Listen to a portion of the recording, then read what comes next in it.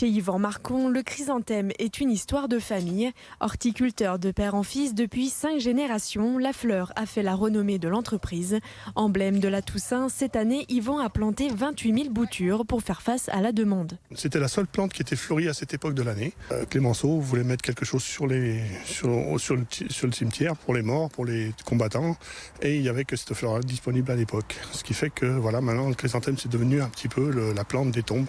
Rouge, jaune, grosse ou petite fleur ou encore peau à 2 ou 5 couleurs, le choix est vaste pour séduire le plus grand nombre. Il évolue quand même le chrysanthème. Il reste pas. Il évolue dans la technique, dans les couleurs et dans son choix aussi.